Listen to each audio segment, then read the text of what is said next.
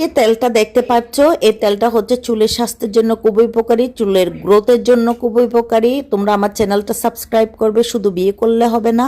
তো এর জন্য আমি 1 কাপ পরিমাণ আমার হাতের কাছে থাকা নারকেল তেল নিয়ে নিলাম একটা কড়াইতে।